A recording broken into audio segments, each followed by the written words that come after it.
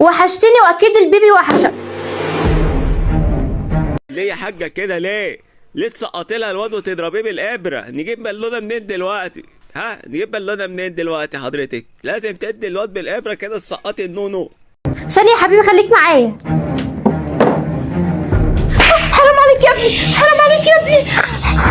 معلش يا اكرم، بس هتروح بس تجيب كيس البلالين من جوه، تنفخ البالونه وتوريك البيبي. معلش اصل الخدامه اللي انتوا جايبينها فرقعت البالونه النونو، فهنحط نونو جديد. طبعا حضراتكم عارفين ان النونو في ثانيه ممكن تحبل في نونو ويسقط، نركب نونو تاني، فالدنيا بقت سهله.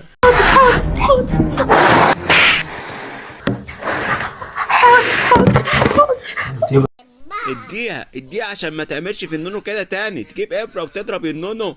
نفترض ان هي كانت حامل في كوره ولا بالونه، دلوقتي نعرف ليه حامل في ايه، والبالونه لونها ايه، والكوره هل كفر ولا بلاستيك. اديها تستاهل.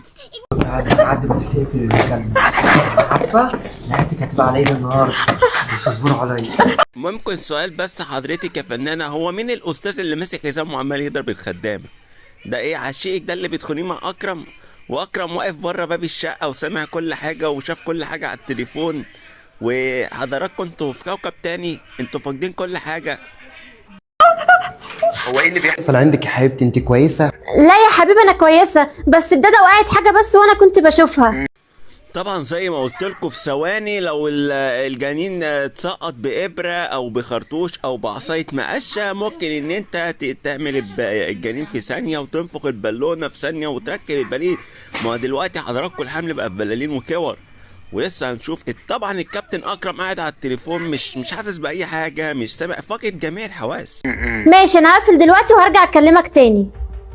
ملحقتش حتى ان انا اقول لها ان انا رجعت من السفر، واقف على السلم بره. ممكن سؤال بس يا استاذ اكرم حضرتك، هو مفيش الا غير ام الشنطه دي اللي بتسافر بيها 24 ساعه اللي راكنها فوق الدولاب، وحضرتك اللي بيسافر بشبشب الحمام والترنج يعني؟ انا عايز افهم حاجه، يعني انتوا ما بتبقوا قاعدين في البيت قاعدين بدون خروج، واما بتسافر حضرتك بتسافر بشبشب الحمام والبيجامه ازاي؟ وانت اصلا واقف بره واقف وسامع كل حاجه يعني. انت يا ابني بتضحك على خلاص هعملها لها مفاجأة. انت ايه اللي انت عملتيه ده؟ ما لازم الباقي يعرف ان حضرتك بتكدبي عليه وبتخوني مع واحد غريب. وانت مالك يعرف منين؟ وانت مالك انها بقى حامل ولا مش حامل؟ بس بقول لك ايه، انت تحمدي ربنا ان انت تخرج من هنا على رجلك. ليه الخدامة عارفة كل حاجة أكتر من أكرم يعني؟